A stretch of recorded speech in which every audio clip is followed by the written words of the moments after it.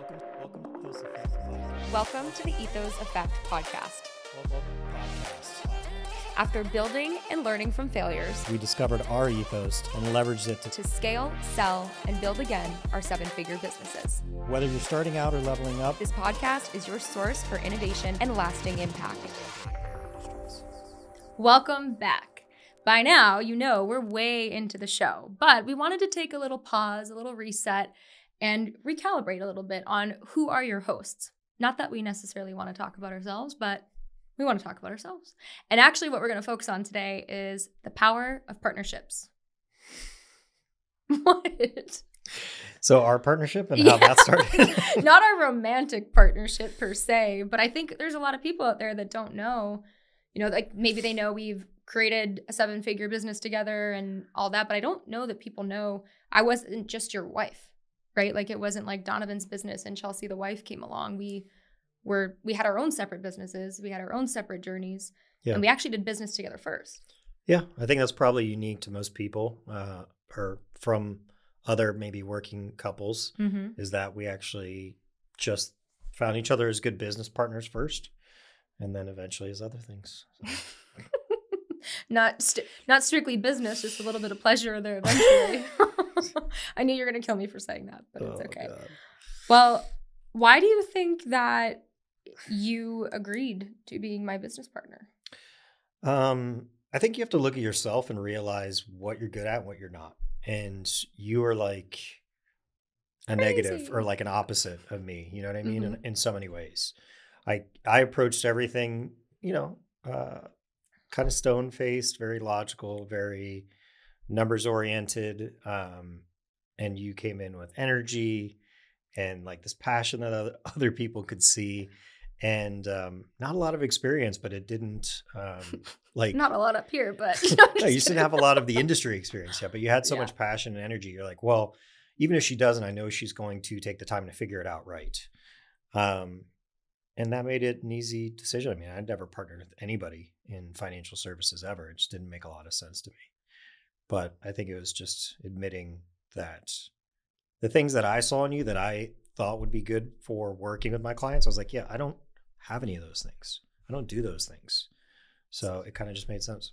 So tip one, listeners, if you're considering a business partnership, you need to fill each other's gaps. And you probably hear that on a lot of, like marriage advice, counseling things. But truly, if you're both the numbers people, that's not going to work. I mean, it might work, but you're going to have a lot of pitfalls in your business, a lot of gaps that need to be filled. Yeah. And if you want to date her, she should probably be hot. Oh my God. But I think I should say thank you to that, actually. Yeah. But I know that there are a lot of partnerships out there that fail. We've witnessed, as consultants of businesses, we consult over 300 companies in the country, and we've seen the impacts of making the wrong choice. Yeah. What have you seen be kind of the typical characteristics of something like that? I mean, I think the first thing is just like our partnership, like we came to the table with different core competencies. So like we were going to pursue different parts of the business in different ways. So I think sometimes people are trying to do the same things. Therefore, one is going to be better or right. And they're just going to fight about that. For us, the reason, when people ask us and they're like, you're crazy, how do you work together and live together and you're married? It's because like we just let each other kind of do our own role in the business without competing. So I think if you have a partnership, but you guys are doing pretty close to the same thing, like that just doesn't really make a lot of sense. Yeah. Somebody's going to steamroll. Yeah. And so listeners, number two, what I'm hearing is stay in your lane. I will admit there are times where I'm not as good at this as you are. Every once in a while, I'm like, so what's happening over here? Maybe we could try. And you're like, get the fuck out. And that's fine, right? Like, I need that. But I will say that you do an incredible job of letting me do my things. And maybe let's even break it down a little bit more for our listeners, because they might be thinking, well, what does Donovan do in the business versus what does Chelsea do? And why does that work? Okay. I'd like to hear from your perspective. Oh, first. no. Yeah. I knew that was going to happen. So I would say, and I'd love to hear your opinion on this, but I think I'd take most of operations. the team, managing the leadership component a lot of managing a team, managing the service side, the expectations of the client experience, defining the client experience, operations. And then I would say that I do quite a bit of the sales first meetings as well, but somebody's my secret weapon. Yeah, I'd say that's all accurate. And I'm typically a little more focused on the strategy, the financials, the different vendors and partners we might bring in to work on that proposal, how we're going to piece it together, and how that's going to fit for the client, not only as we present it that year, but trying to create a business plan for them moving forward, because it's typically something that they've been trained to be a little bit more reactive. 2-3 months out, they're trying to figure it out. So we're laying out 3 to 5 years in advance. So yeah, I'm typically taking that other side of it, which I enjoy. And all the actual business owner like duties, like payroll, the big fights, all the stuff that gets in the way, all the battles you might have with vendors or that kind of stuff, and all the administrative stuff that's much fun. Which I'd love to get all that stuff off. It will. Yeah. We're getting there, but I know for myself, those types of things like the administrative side of the business, any type of battles like you're talking about, those wear me out. Like I will lose sleep. I will not be my best self. I will not be a good leader. And I feel like it almost energizes you. At least the battles do. And I feel very confident when, big business battles are in your hands, as I'm sure our clients do, and renewals come and things like that. Yeah, I think on the battlefront, like certainly there are times like I'll take on battles for our clients because like I know what they should be receiving, and in the very nature of insurance carriers is to kind of give less data, more premium, more increases. So there's definitely stuff that I take on there where we'll push. Like we've had some big battles with some of the biggest insurance carriers, but the end result has always been very, very positive for the client. And I think that's necessary if someone's representing. I think we do that because we realize it's not just the one client. Like, it's not like I'm doing it to please one executive. No. But we realize that's going to have an impact over hundreds of employees. And we're talking about a big thing. We're talking about everybody's paycheck every week having an extra $10 maybe deducted if we don't get this one piece corrected with a insurance carrier. And they're either not responsive or not forthcoming. That kind of stuff I'll take on. But then on the business side of things, like you definitely have to choose which battles to take on and which other ones to kind of let go. Right. So like couple things that have like changed my perspective on that was, our earlier podcast guest. And he was kind of talking about what battles he chose to take on and when to let things go. Yeah. And then a quote I heard, I don't even know where I heard it, but it was, "The devil won't make you bad, but he'll keep you busy." So basically staying busy with all these negative things that are not productive.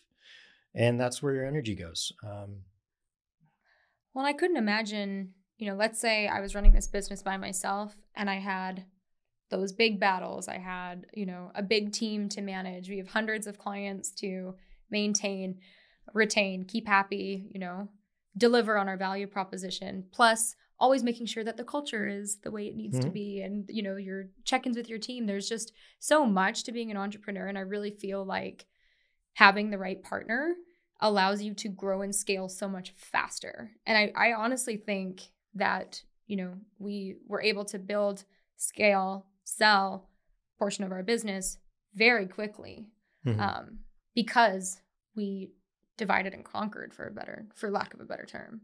Yeah. Agreed. So I wanted to talk a little bit, my friends, about our shared ethos. So actually, quick question for you. We were originally called J. Donovan Financial because that was your firm at the time. Yeah. I was with a captive carrier model, so we obviously couldn't take my name, so we took your name. And I struggle with this sometimes because I pushed for a name change, and I tell myself that it was because of our national expansion and the growth and all the things, but I really do know somewhere down in there it was my ego, right? And I think you've known this all along too, even though we haven't talked about it a lot. But Like I am a 50-50 partner. And the other thing I'll say to that, everyone that's listening, if you are looking at getting into a partnership, your documents have to be spot on from the get-go. Like, you know, we started partnering together. Things were going really great. It turned into a romantic relationship. And at that point, for me, it was like, okay, let's get it in writing that I am 50% owner. We get an attorney. We do this. And you didn't blink twice about it. No, I didn't care. You didn't care at all. You also didn't care about the name change. No, I don't care. So why don't you care about that stuff? I like that about you. It's more about like what we're doing and why we're doing it than the silly things like what's the company called? Like we'd already agreed that we were partners. So the fact that we were like just taking the step to get that documented, and we also didn't do it initially because you were going through that's right a separation. Right? Also known as a divorce, yeah. Yeah, so we weren't going to go and give you 50% right. ahead of that. So as soon as that was done, we did the paperwork officially, and it was fine. It's what we agreed to. It's what we honored in the name. I actually hated having the company in my name. Yeah. Because, you know, we've had good employees, we've had bad employees, but man, when they made a mistake, my name was on it. Literally. Literally.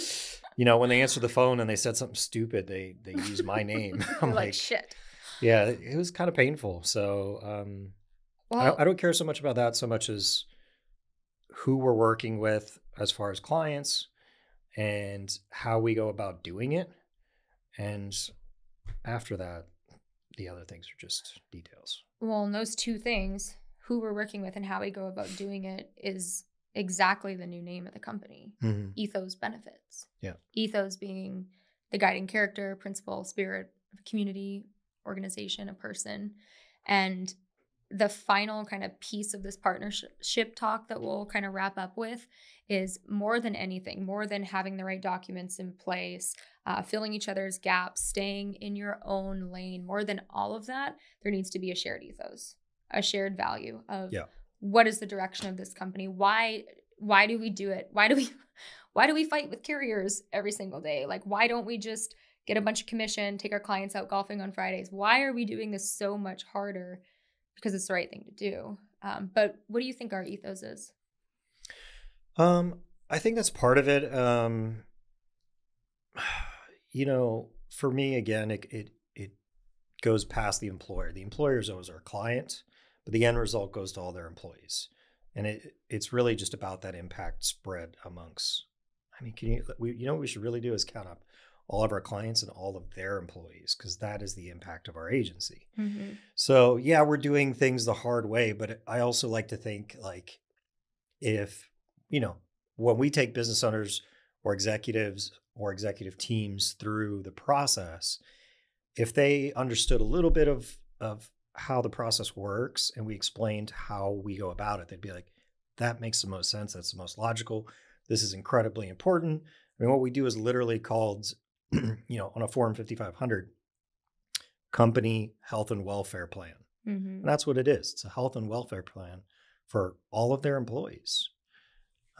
So it is harder. We do have to kind of educate employers on that process, but it's sustainable. It's logical. It's the best thing you can do for them in terms of their compensation package and their financial security. And it also lowers the company's expense. So it's just for me that like it's a win all the way around, minus the fact that we have to work a little bit harder to get it, you know, on our end, but that's what makes it all worthwhile. Yeah. If something can be done better, it should be. And that has sort of been, I feel like, the guiding principle of everything we've ever done. And one of the reasons why, you know, having one person on your team that isn't quite good enough, that's a problem. Yeah. Right? The weakest link is your team. Yes. The worst behavior that you tolerate in your business is your culture. Mm-hmm. I heard someone say that today. It was you. I can't take credit. Yeah. Kevin Trokey. That's true. Yeah. But yeah, I just think that when it comes to like that constant feedback, that desire to get better, that desire to grow, you know, that's what we've shared. And I think that's why our life is so awesome. That sounds terrible to say, like, my life's so awesome, but really is. Like, since we've been together, I feel like the power of this partnership has really just elevated everything. Agreed. So I wanted to end the show and put you on the spot a little bit. You're going to hate this. We're each going to share one thing about the other person that our listeners would likely never know. Oh, jeez. Yeah, I'll give you a minute. I'll get started. Donovan Reikus purchased an incredibly expensive espresso machine. He got it delivered to our house, and he's been tinkering with it for months. He actually turns out to be a better barista than all of the Starbucks baristas that I've met in my day. So I have officially renamed him. He is no longer Donovan Joseph Reikus. He's actually Donovan Starbuck Reikus. Oh, gosh, I said that wrong. Donovan Starbuck Reikus. That's my karma for making me tell the story. And if you ever want a good latte, not just a good health insurance package, but a good latte, you know who to go to. You didn't even smile at that. I smiled. Okay. On the inside somewhere. You didn't smile. No, it's definitely much more efficient and time efficient for me. It's always going to be something super logical. And delicious. And delicious. All right. Well, I didn't know this was happening. Chelsea. She's Canadian. Yeah, she's Canadian. I think the funniest thing about you is that you always want to win, even if you don't know what winning means. Okay. So, I didn't know we were talking shit about each other. I thought we were just sharing. I don't think that's talking shit. I mean, you're fighting for our clients, you're fighting for our employees, like whoever it is, or like whatever thing you're doing. You have this idea that you want to be the best, and it's like, well, how is the best defined? I don't know. Like this podcast is going to be the best. Well, how are we going to measure that? I don't know. It doesn't really matter. And it's all things. Like it doesn't matter if we're throwing the ball in the pool this weekend, which we were doing and you were awful. I was having a bad day. Yeah. Yeah. You want to be the best at that. You want to be the best in business. And that definition you seem to hold inside and you just get after it. So I find that interesting. Well, thank you for your feedback. And to our listeners, we want your feedback too. Who else do you want to hear from? What amazing trailblazers are out there shaking things up in their industry, taking, ideas to the next level, doing the hard work that we're talking about here today, because we want to highlight them. We want them to get the attention and the recognition they deserve. We'd love some more feedback from you. We're halfway through rolling this out. We're getting some good feedback, but hit us with it. I mean, we literally said our ethos is if something can be done better, it should be. Do not be afraid to tell us that you think this shit sucks. I mean, I don't think anyone's going to say that. If you do, just message me privately, please. No, just hold that internet comment. Don't tell anybody. We're just kidding. But seriously, your feedback would be appreciated. Don't forget, like, subscribe, share. We'll see you next time on the Ethos Effect podcast.